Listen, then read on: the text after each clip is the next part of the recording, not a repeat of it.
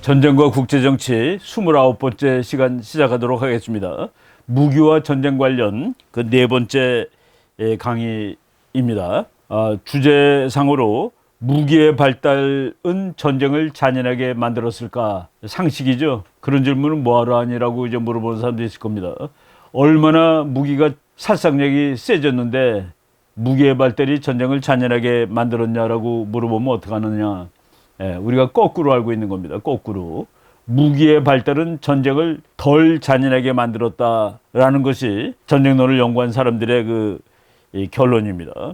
그래서 이제 우리가 무기와 전쟁을 얘기할 때 역사에 기반을 둔 정확한 분석을 하기보다는 너무나 감정적이에요. 전쟁 나쁜 거, 무기 나쁜 거, 오늘날 무기는 사람을 더 쉽게 죽이는 거, 그러니까 이래서 전쟁이 일어나면 큰일 난다 라고 얘기해서 그러다 보니까 과학적 연구가 되지 않고 그냥 감정적인 연구가 됐기 때문에 오늘날 무기의 발달은 전쟁을 훨씬 잔인하게 만들어버렸다. 전쟁을 훨씬 무섭게 만들어버렸다라고 얘기합니다. 그래서 이것이 과학적으로는 형편없이 틀리는 말임에도 불구하고 그 말을 하는 거가 어려워요. 현대 좋은 무기들은 전쟁을 잔인하게 만들지 않았다 그러면 너 전쟁광이구나 라는 그런 소리도 듣습니다. 그런데 우리가 과학적으로 한번 얘기를 해보자 하는 얘기입니다. 그래서 이제 우리가 그 나중에도 또 나올 얘기지만은 그 미국의 그 핵물리학 공부하신 분이 있습니다. 허만칸 박사라고 뭐 여러 번 얘기했는데 정말 그 세기의 천재입니다. 그 사람이 미국 육군에서 병사 출신인데 미국 육군에 그 들어갈 때마다 이렇게 IQ 테스트 비슷한 걸 합니다. IQ 테스트 비슷한 걸 하는데 198점을 맞아가지고 미국 군대에 입대했던 사람 중에서는 제일 높은 점수를 맞은 사람이라는 그런 천재인데 이름이 허만칸 박사입니다. 여러분들이 여기 사진 보겠지만은 허만칸 박사가 옛날에 썼던 책 중에 Thinking About the Unthinkable 이라는 책이 있습니다. 그러니까 생각할 수 없는 걸 한번 생각해 보자라는 얘기입니다. 우리는 그런 건 생각할 필요가 없어. 전쟁은 무조건 안 해야 돼. 왜냐하면 다 죽으니까. 지구가 다 깨져버릴 것이니까. 그런데 이분이 이 책을 쓰기 전에 사실은 열핵전쟁이라는 책을 썼습니다. Somme Nuclear War 해가지고 그때 이제 1960년대니까 지금보다 핵폭탄이 훨씬 많을 때입니다. 만약 미국하고 소련이 전쟁을 하면은 그것은 문명이 끝난다라고 얘기해야 되는 겁니다. 그런데 그 사람은 문명이 끝나지 않아. 그리고 서로 소련하고 미국이 온 전쟁을 다 할지라도 온 전쟁, 이게 있는 핵폭탄 다 써가지고 정말 진짜 3차 대전을 할 경우라도 미국과 소련은 한 10년 정도 지나면은 전쟁 이전의 상태를 회복할 것 같아. 라고 얘기를 했다가 아주 곤욕을 치렀습니다. 그래서 그것을 이제 어느 그 사람이 핵전쟁이 있더라도 지구 전체가 죽는 것은 아니다라는 책이 바로 이 책입니다. On Somme Nuclear War. 그 프린스턴 대학 출판부에서 나온 책인데 이 책을 보고서 이거는 거의 미친놈이 쓴 책이다라는 식으로 아주 혹평을 했습니다. 그러니까 이제 이 허만칸 박사가 거기에 대한 그 반대론으로 논문을 하나 썼어요. 생각할 수 없는 일도 생각해 봐야 되지 않겠느냐. 핵전쟁 우리가 끝까지 안 한다고 보장할 수가 없다. 어쩌다가 나면은 그러면 거기서 살아남을 방법을 강구하는 거가 왜 틀리는 얘기냐. 그래서 그 생각할 수 없는 것을 생각해 보자 라고 논문을 썼는데 또 잡지에서 그 논문을 받아주질 않았습니다. 그래서 자기가 그냥 책을 쓴 거예요. 잡지 논문으로 못 나가고 이런 식으로 우리가 그 학문을 하다 보면은 그게 대세라는 것이 있습니다. 예를 들어서 오늘날 그 기후 문제 그거 엉터리야라고 하면은 그 논문은 어디 낼 수 없습니다. 또 그렇게 주장하는 사람은 어디 강의 안 불러요. 지구가 기후 때문에 죽게 생겼습니다라고 얘기하는 사람만 강의에 부릅니다.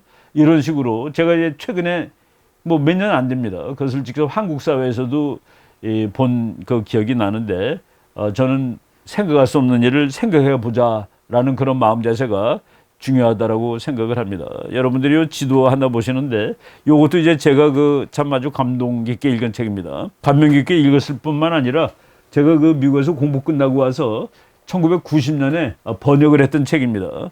영어로는 The Prisoners of Insecurity, 불안정의 죄수들, 포로들 해가지고 미국과 소련이 서로 핵전쟁하면 다 죽을지도 모른다는 그 insecure, 정말 그 불안한 상황에 있는 그 우리들은 감옥에 있는 죄수 비슷한 사람들이다라는 의미의 책인데 이걸 번역했는데 뭐 우리나라 출판부에서 그냥 출판사에서 핵전쟁이 가능하겠느냐, 핵전쟁이 싸울 수 있겠느냐, 뭐 이 책은 절판돼 가지고 여러분들이 구하기 대단히 어려운 책인데 뭐 별로 두껍지 않은 책입니다만은 아주 그 좋은 내용을 가지고 있는 책입니다. 여기에 나온 얘기가 그 뭐 미리 제가 말씀을 드린다면은 여러분 그 전쟁이 나면은 미국의 미사일은 어디로 날아갑니까? 미국의 미사일은 캐나다를 지나서 북극을 지나서 소련으로 들어갑니다. 지금 러시아죠. 소련의 미사일은 어디로 날아오겠습니까? 소련의 미사일은 바로 북극을 지나서 캐나다를 지나서 미국으로 떨어집니다. 그러니까 지구가 이렇게 둥글게 돼 있는데 이 핵전쟁이 나는 날 미국과 소련이 핵전쟁을 하면 모든 핵폭탄은 북극을 향해서 서로 이렇게 날아가게 돼 있는 거예요. 그런데 단 한 발도 그렇게 쏘본 연습을 할 때, 실험을 할 때 그렇게 쏜 적이 단 한 발도 없습니다. 그러면 어떻게 실험을 하는데 소련은 우랄 산맥에서 저쪽 동쪽을 향해 쏩니다. 캄차카 반도를 향해 쏴요.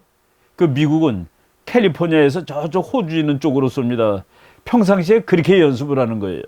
그런데 전쟁 나오면은 전혀 다른 방향으로 날아가는데 북극에 그 폭풍도 불고 자기도 있는데 그런 것들은 하나도 계산이 되지 않았습니다. 그래서 이 책에 의하면은 그렇지만은 미국의 핵 미사일, 소련의 핵 미사일은 정확하게 목표에 맞는다라고 가정을 하고 핵 전략 이론이 만들어졌다. 그런데 실제로는 어떻게 될지 아무도 모른다. 그러니까 미국이 쏜 미사일이 생각한 대로 소련을 명중할지, 원래 소련의 표적에 명중할지, 소련 거가 미국 와서 명중할지는 한 번도 그렇게 쏴본 적이 없다. 그래서 모르는 얘기다라는 그 얘기가 있을 정도로 우리가 그 완벽한 이론, 완벽한 과학 데이터를 가지고 얘기하는 것은 아닙니다. 다만 핵전쟁에 나오면 다 죽을 거야.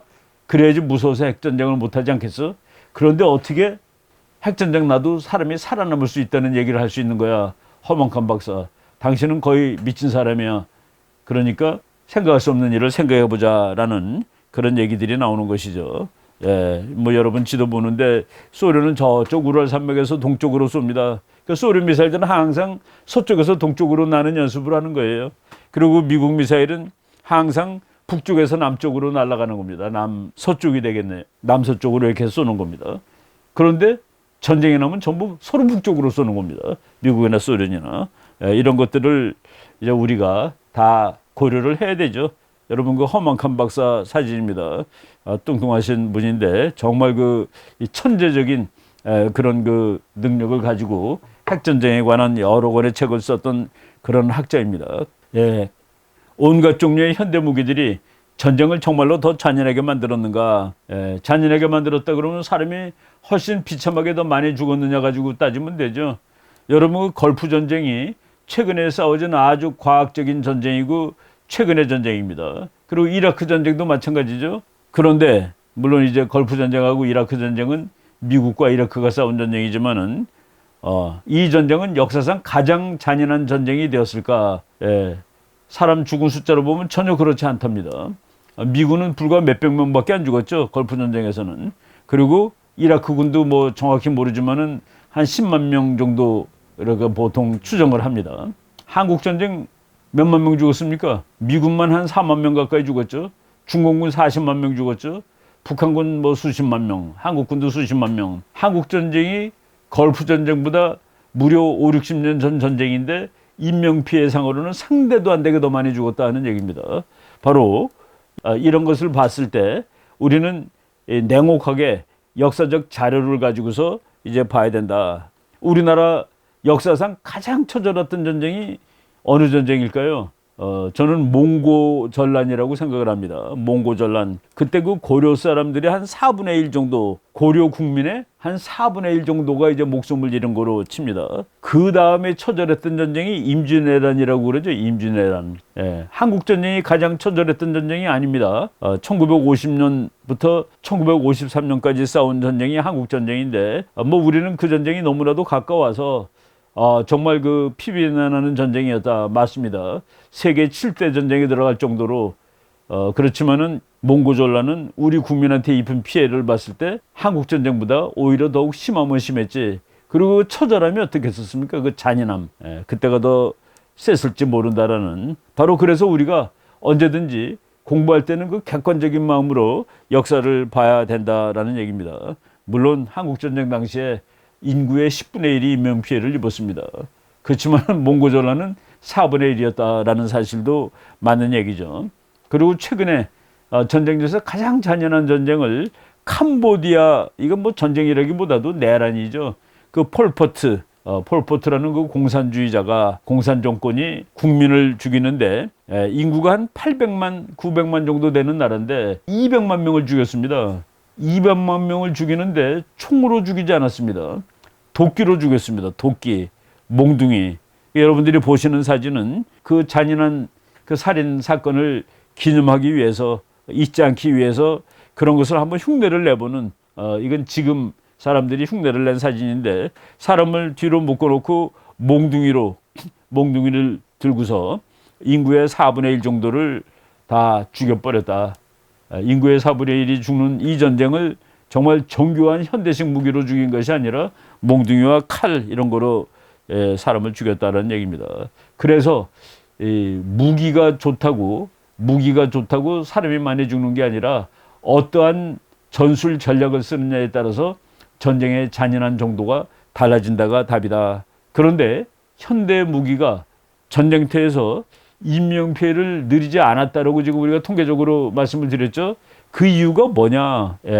이거는 저기 지금 여러분들이 보시는 사람이 그 트레버 앤 듀프이라는 미국의 그 전쟁 이론가입니다. 미국 육군 대령 출신인데 뭐 지금은 이미 작고한 그런 사람이지만은 전쟁의 이 싸우는 방식에 대해서 수많은 그 양서를 썼는데, 저 사람이 쓴 책 중에서 제가 아주 뭐 이렇게 좀 흥미롭게 읽은 책이 Understanding War, History of Theory of Combat, 그러니까 전투 이론의 역사라는 책입니다. 근데 여기에서 오늘날 무기가 좋아졌음에도 불구하고 전쟁에서 사람이 많이 죽지 않는 이유를 아주 뭐 정말 깔끔하게 정리를 한 겁니다. 무기의 파괴력은 엄청 늘었다. 이거는 뭐 맞아요. 그걸 이 사람은 레탈리티, 치사도 또는 치명도라고 계산했습니다. 예를 들어서 총알 한 방은 한 명을 죽일 수 있는데 대포알은 뭐 몇십 명도 죽일 수 있죠. 핵폭탄은 몇십만도 죽일 수 있습니다. 그 핵폭탄이 치명도가 다른 무기에 비해서 엄청나게 높은 것은 사실이다 하는 겁니다. 그런데 그것만 가지고 이 사람이 많이 죽느냐 안 죽느냐 이 얘기는 할 수가 없는 거예요. 제가 그 이화여대 대학원에서 국제정치학을 한번 가르친 적이 있었는데 벌써 오래전 얘기입니다만은 학생 한 명이 대단히 시니컬하게 질문을 하더라고요. 교수님, 핵폭탄 한 방으로서 이 학교 다 없앨 수 있나요? 그래서 내가 물어봤습니다. 너 이 학교 없애고 싶냐? 그랬더니 그냥 뭐 웃으면서 핵무기 한 방으로 이 학교를 다 없앨 수 있냐? 그래서 있을 수도 있고 없을 수도 있어 라고 얘기를 했습니다. 만약 일요일 날 또는 방학 때 이 학교에다가 핵폭탄 떨어뜨리면 학생과 교수가 별로 안 죽지 않겠니? 다 집에 있거나 어디 다른 데가 있으면은. 그런데 학생들이 잔뜩 모여 있을 때, 학생들이 다 있을 때, 교수님들 다 있을 때 떨어지면은 한 방에 학교가 없어지는 것이고, 사람들 없을 때 그때 쏘면은 학교 하나도 없애는데 별로 그 효력을 못 발휘하지. 바로 이겁니다. 몽고 사막에다가 핵폭탄 떨어뜨리면은 사람 10명도 안 죽을 수도 있어요. 그렇지만은 인구 밀집된 지역에 한 방 떨어뜨리면 100만 명 죽을 수도 있는 겁니다. 그래서 그 상황을 따져야지 그 무기의 치명도가 이제 계산이 되는데, 예를 들어서 말이죠. 옛날에 칼을 들고 싸울 때 적이 어디 있었습니까? 적은 10m 이내에 있어요. 그래서 칼싸움을 하는 겁니다. 그런데 총을 들고 싸울 때는 적이 어디 있습니까? 몇백 미터 밖에 있습니다. 그래서 다시 무기의 치명도는 높아졌는데 사람들이 싸우는 그 분산, 넓게 펼쳐 있기 때문에 그 무기의 치명도가 그대로 적용이 되지 않는다. 방금 제가 한 얘기입니다. 고비 사막에 핵폭탄 떨어지면 몇 명 죽겠느냐? 수십 명도 안 죽을 수도 있는데 도시 한복판에 떨어지면 수백 명이 죽는데, 요새 좋은 무기를 가지고 싸우는 사람들은 널찍널찍하게 떨어져서 싸운다. 칼 가지고 싸울 때는 불과 몇 미터 이내입니다. 그래서 이제 그 역사적으로 이제 봤을 때 칼을 가지고 싸울 때 적과 적은 10m 이내에서 접전을 벌이지만 총이 발명된 이후 적과 적은 수백 메타 밖에서 그것도 참호전제를 파놓고 엎드려서 싸운다. 그래서 칼로 싸울 때보다 사람이 그렇게 더 많이 죽지 않는다. 그래서 무기의 파괴력은 엄청나게 늘었지만은 전쟁에서 인명피해 비율은 그와 함께 늘어나는 것은 아니다라고 얘기를 하는 겁니다. 그래서 이제 듀프이 대령의 그 분석에 의하면은 오늘날 1메가톤급의 핵폭탄 100만 톤이라는 뜻이죠. 100만 톤짜리 핵무기는 고대 투창이라는 건 던지는 창입니다. 자벨린이라고 그러죠. 자벨린의 7천만 배에 이른다. 그러니까 이 자벨린 하나하고 1메가톤짜리는 7천만 배 그 치사도가 더 높아졌다 하는 그 얘기입니다. 자벨린 하나 가지고는 한 명밖에 못 죽이겠죠. 그렇지만은 핵폭탄 한 발 가지고 7천만 명을 죽일 수는 없습니다. 7천만 명 한꺼번에 모였을 리는 없으니까 바로 그래서 7천만 배 세졌지만은 사람 죽는 것도 그렇게 세진 것은 아니다. 그래서 현대 무기는 오히려 더 인명 피해를 감축시켜 내었는데 거기에 또 다른 요소는 오늘날은 군인들이 전부 다 나가서 전투하는 군인들이 아닙니다. 뭐 행정도 하고 컴퓨터도 하고 뭐도 하고 그래가지고 사무실에 있는 군인들이 많아요. 그래서 전쟁터에 가서 전쟁할 때 일단 절반 정도 이상이 이 전투의 현장에 노출이 안 됩니다. 그러니까 과거보다 전쟁 사망자가 더 많이 날 확률도 없는 것이죠. 예, 바로 그리고 산계도 그러니까 널리 펼쳐져서 싸우기 때문에 그래서 좋은 무기라고 사람을 반드시 더 많이 죽이고 잔인하게 하는 것은 아니다라고 말씀을 드리는 겁니다. 그 옛날의 전쟁터가 오히려 더 잔인할 수 있어요. 그 옛날에 전쟁이 더 치열하고 잔인한 이유는 의학이 발달되지 않아서 그렇습니다. 그때는 칼 맞으면은 정말 그 오랜 시간 동안에 고통을 당하고 죽어가죠. 요새는 총 맞으면 한 방에 즉사할 수가 있습니다. 그래서 참 이건 말하기가 좀 뭐하지만은 너 칼 맞아 죽을래? 총 맞아 죽을래? 이건 뭐 좀 말이 안 되는 소리를 한번 해보겠습니다. 예, 죽는 사람 입장에서는 총 맞아 죽는 것이 덜 잔인합니다. 바로 이런 측면을 생각을 하다 보니까 무기가 좋아졌다고 반드시 사람이 많이 죽는 것은 아니다. 제 책에 뭐 그런 걸 다 표시를 했습니다. 무기의 치명도가 이제 변화했는데 듀프이 대령이 옛날 화승총이라는 거 있습니다. 정말 화약 놓고 한 방 쏘는데 한참 걸리는 그런 총들이 있어요. 예, 화승총의 치명도는 10인데 칼창의 치명도를 23으로 봤습니다. 그러니까 총 제일 먼저 나온 총. 이 총은 칼이나 창보다도 더 못하다. 치명도가 그 얘기를 이제 하는 것이죠. 바로 이런 식으로 치명도하고 이제 사람이 많이 죽느냐 안 죽느냐는 이제 다르다는 지금 여러분들이 제가 소개한 언더스탠딩 워라는 책입니다. 뭐 오래된 책이기 때문에 저도 저거랑 똑같은 책을 가지고 있습니다. 적의 병사의 얼굴을 보며 총을 사격하는 아군 병사는 망원 렌즈로 적병을 사살하는 특수한 임무를 가진 스나이퍼 외에는 없을 것이다. 옛날 전쟁하고 지금 전쟁이 다른 거가 이거예요. 예, 옛날에는 바로 앞에서 병사의 얼굴을 봅니다. 상대방의 얼굴을 보면서 싸우는 거예요. 그래서 그 전쟁이 더 처절한 겁니다.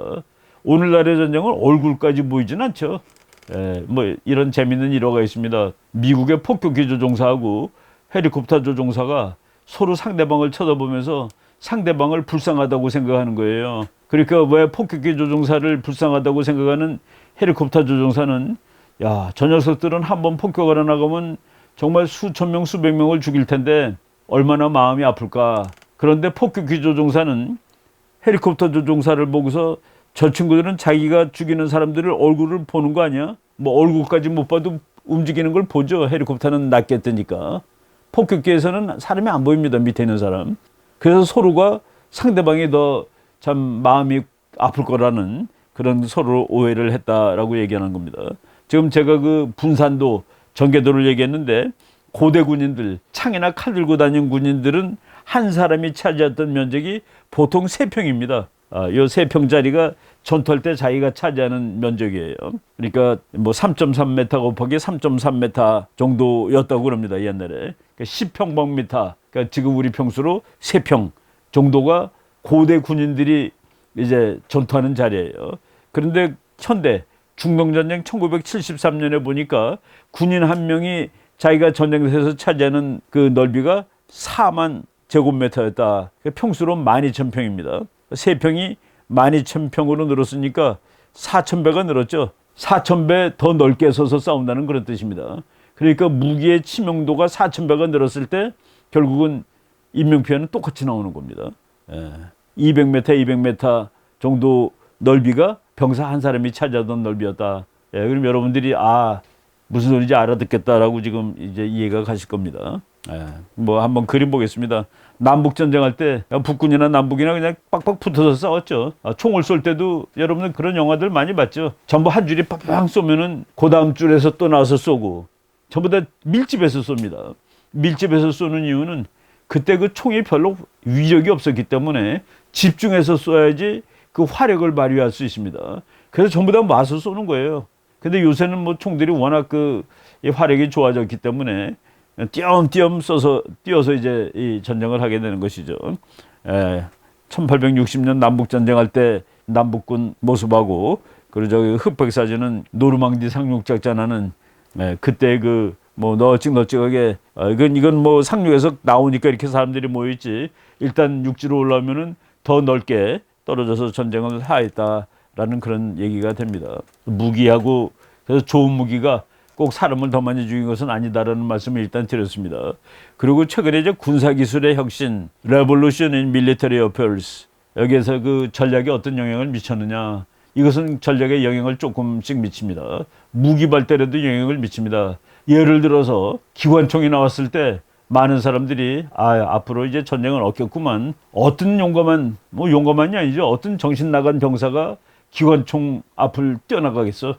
총알이 억수로 쏟아지는데 그런데 이제 뭐 저희들이 얘기했을 겁니다. 러시아군이 기관총을 뭐 정말 그 소나기처럼 쏴대는데도 일본 병사들이 뛰어나가더라는 그 사실에 이제 세계가 경악을 했죠. 그리고 그 다음에는 기관총을 막는 방법이 생각났는데 바로 그것이 탱크입니다.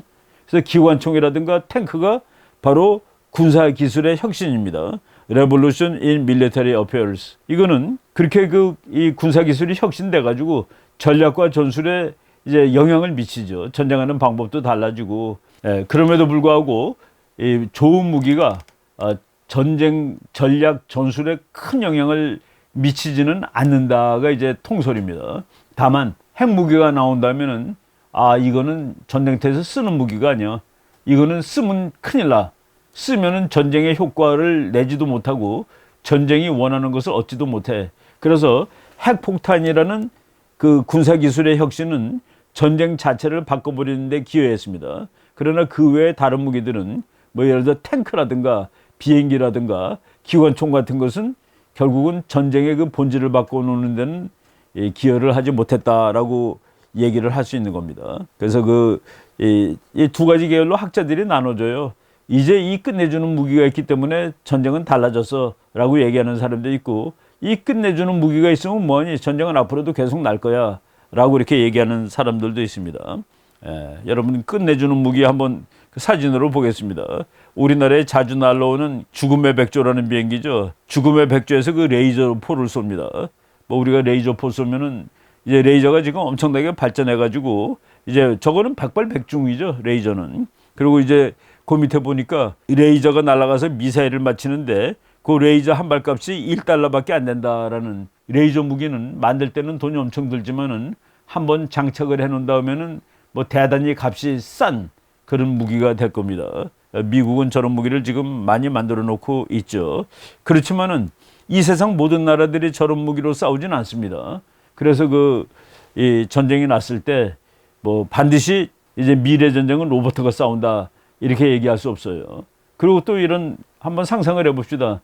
두 나라 전부 다 로봇 가지고 싸워요. 그런데 한 나라가 이겼습니다. 전 나라는 로봇가 10,000개가 남았어요. 이 나라는 다 없어지고. 그러면은 로봇 다 없어진 나라가 항복할까요? 안 할까요? 안 합니다. 왜냐하면은 이 나라 군인들이 가서 싸워야 되니까 로봇가 죽었다고 항복을 하진 않죠. 그때는 사람이 나가는 겁니다.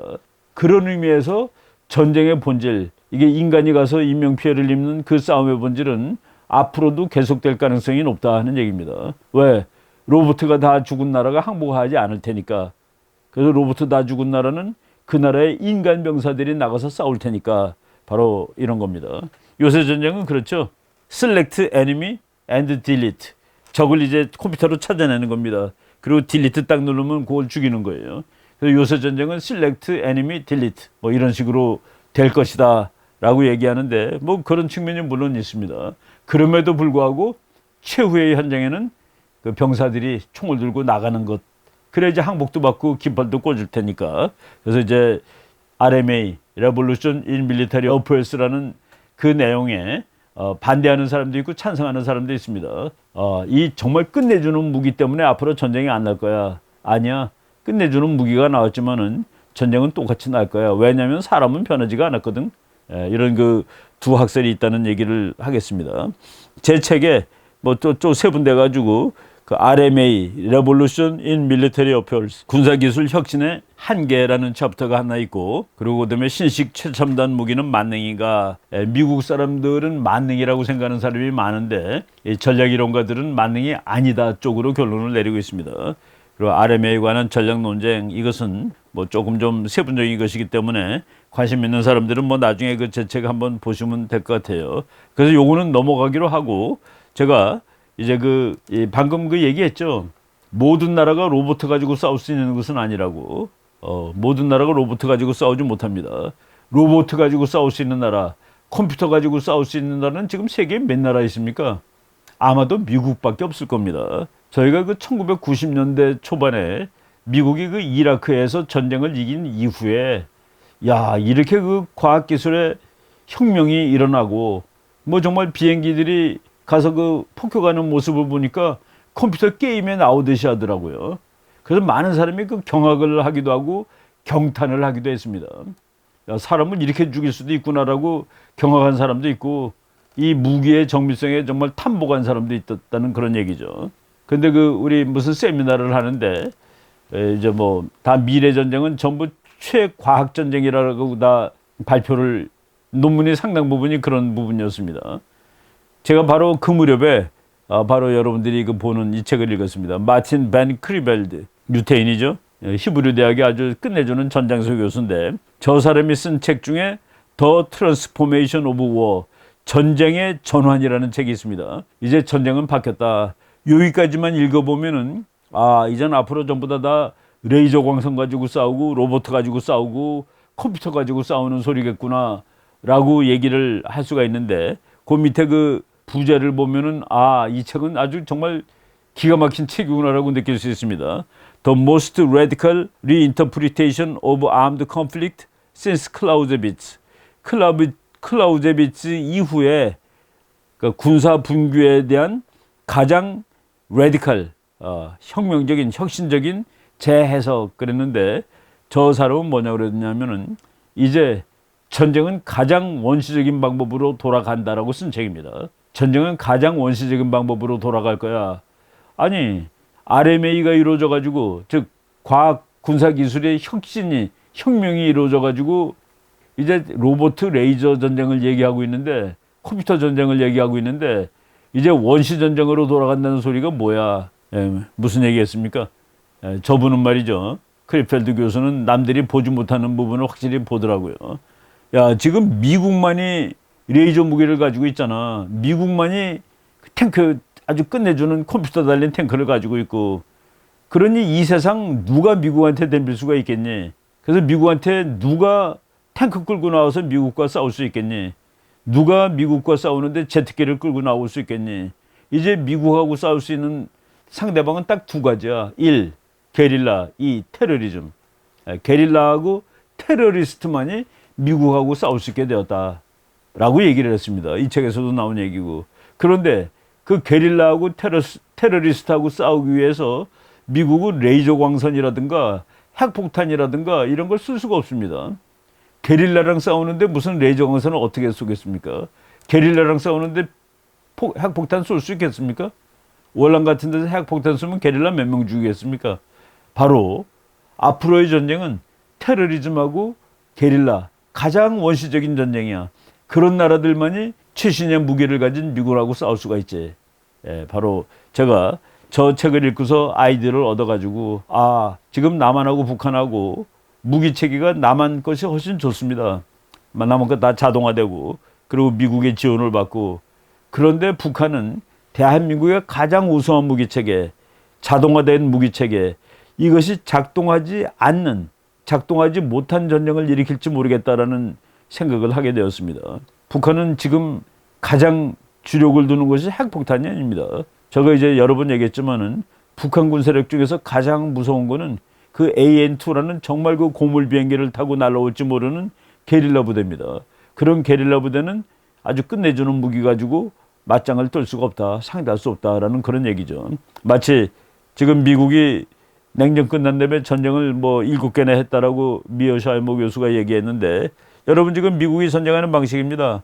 물론 개개인 미군 병사들은 아주 탁월한 무기를 가지고 있습니다. 그렇지만은 결국은 전부 다 총 들고 전쟁터를 걸어 다니는 그러니까 로봇가 아닙니다.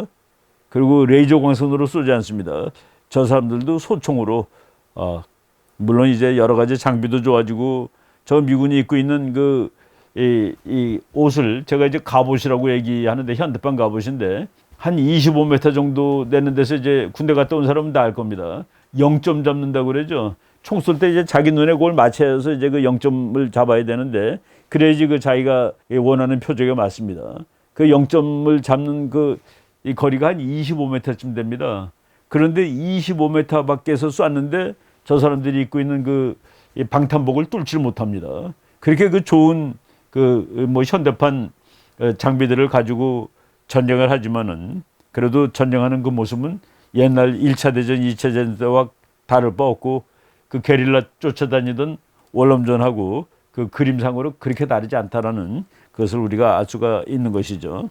예, 바로 지금 저 트랜스포메이션 오브 워라는 책을 쓴 그 폰 크리벨드라는 이제 이스라엘 교수입니다. 최근에 모 온 워, 이 사람이 1973년부터 2017년, 즉 44년 동안에 책을 31권이나 썼더라고요. 정말 대단한 학자입니다. 그런데 가장 최근에 쓴 책이 모 온 워, 전쟁에 대해서 이 얘기를 좀 더 해보자라는 책을 썼습니다. 전쟁은 참 끝나지 않습니다. That is why, though it may come but once in 100 years, every country must be prepared every day. 이게 뭡니까? 이 책 그 앞에 그 얘기가 나왔는데, 그렇기 때문에 전쟁은 100년에 한 번 나는 거라 할지라도 어느 나라도 그것에 대해서 매일 대비하지 않을 수 없는 것이다. 100년에 한 번 전쟁이 날지라도 이것이 나면은 참 큰일이 나니까 매일매일 전쟁에 대비한다는 그런 말이 동양에도 있죠. 정말 100년에 한 번 쓰기 위해서 군사력을 매일 가지고 있는 것이다 라는 말인데, 요 책 앞에 서문에 그런 얘기가 이제 나오더라고요. 예. 제가 그 시간상으로 핵무기 핵전략을 그 전쟁과 무기의 그 마지막 챕터를 했는데, 요거 다 하려면은 뭐 시간이 한 20분 30분은 있어야 될 것 같습니다. 그래서 오늘 그 강의는 약간 40분이 채 되지 않았습니다만은 여기서 끊도록 하겠습니다. 여기서 끊고 핵무기와 핵전략을 30교시로 하고, 그리고 이제 31교시를 이제 종강하는 그런 강의로 하도록 준비를 하겠습니다. 오늘 그 전쟁 강의는 여기까지 강의하도록 하겠습니다. 고맙습니다.